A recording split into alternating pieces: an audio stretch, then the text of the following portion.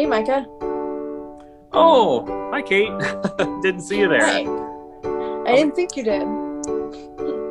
Good to see ya. Good to see ya. Good to see you too. What are you thinking about? You look kind of down. Oh, you know, Kate, I have a confession to make.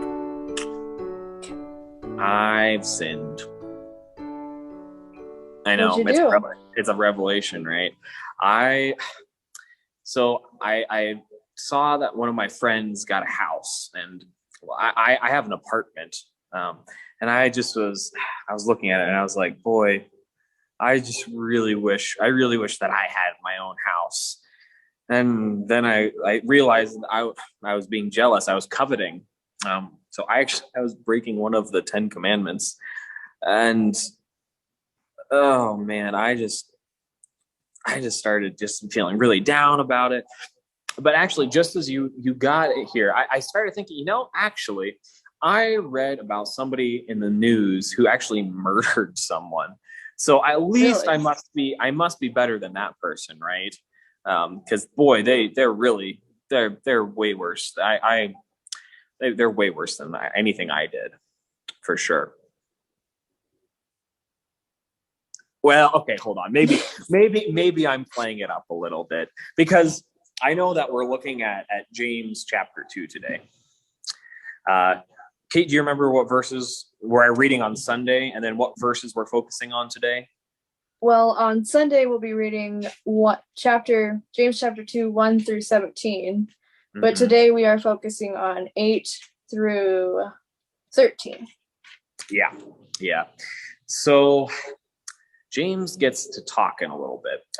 If you remember last week, we really focused in on how well God really focuses on what's inside. And actually, the first part of this is kind of echoing that in a way, because it's talking about how well if we see somebody who's rich and somebody who's poor, what do we tend to do, Kate? Show favoritism. To if The who do we rich. tend? Yeah, we tend to show favoritism, and so did the people that James is writing to towards the rich people. Um, and James actually comes back at us and says, "Hey, you know, you really shouldn't be doing that. In fact, in fact, if you're going to show preference to anyone, you should actually show it to those who don't have power instead of those who have power." And then he kind of gives some reasons, and he talks to us, and that's really good. So you should read it. But we're going to focus starting on 8 because he starts talking about judgment, because our actions imply some judgment if we're showing preference to different people, like maybe how I was showing preference to myself and talking about sin. Well, I tell you what. Let's start reading. Let's start reading, Yeah, and then let's read. and we'll figure it out as we go along. All right. James chapter 2, starting at verse 8. If you really keep the royal law found in Scripture, love your neighbor as yourself, and are doing right. But if you show favoritism, you sin and are convicted by the law as lawbreakers. I don't want to be a lawbreaker, I don't so either. let's keep going. Let's keep going because Okay. this is very descriptive of what we do, I think. For whoever keeps the whole law and yet stumbles at just one point is guilty of breaking all of it. Whoa, whoa! So I'm guilty of breaking the entire law if I was just jealous? That's what it says. Oh my goodness! Let's keep reading. For he who says, "You shall not commit adultery," also said, "You shall not murder." If you do not commit adultery, but do commit murder, you have become a lawbreaker. Ooh. Okay. I feel pretty I'm a little bit scared now because I've just admitted that I already did become a lawbreaker. Oh, at least I'm not alone. But let's keep going here. Yes, you're not alone. Speak and act as those who are going to be judged by the law that gives freedom. Because judgment, keep going. Yeah. Because judgment without mercy will be shown to anyone who has not been merciful. Mercy triumphs over judgment.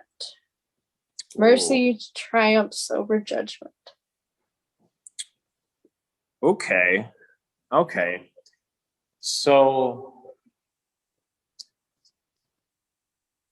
this seems like it's saying that maybe we all sin. Yes. And well, I think it's actually starting to get into a question of what is our job? What are we supposed to do?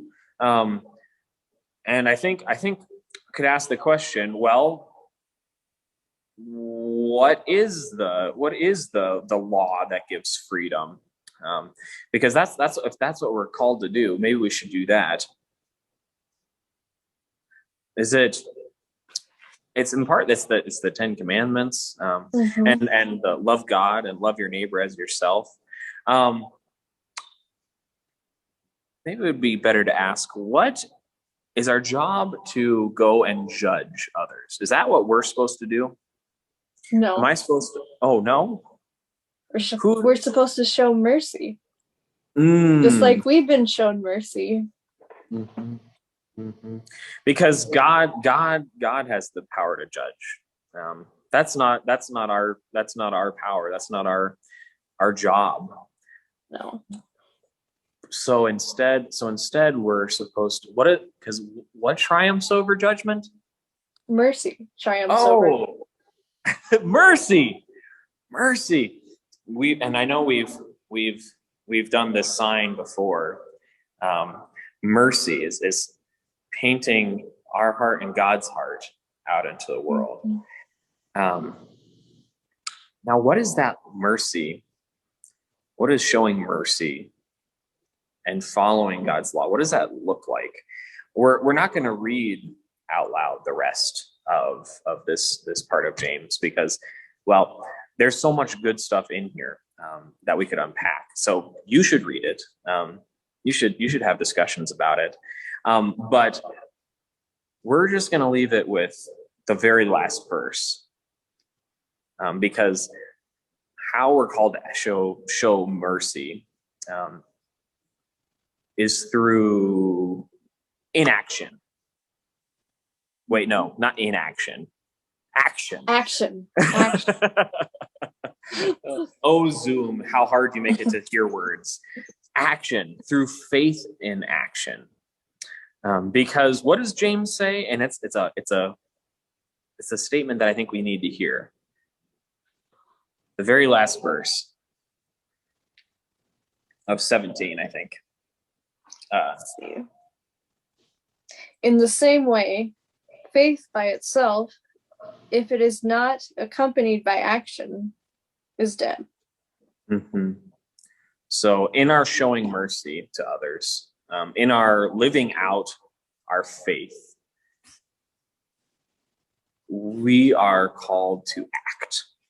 Luther would say, hey, if you have faith, then you're not going to be able to stop yourself. You're going to be unable to, with all the joy of the grace and the forgiveness and the mercy that you've been shown, you're just going to by default start acting and showing thankfulness to God through your faithful actions. So we're called this week to, instead of judgment, to show mercy. And that mercy becomes faith in action. Faith in action. So God bless you this week. I know we're sad that we're not going to be worshiping in person again this week, but we will see you soon, neighbors. We will. See you later, neighbor.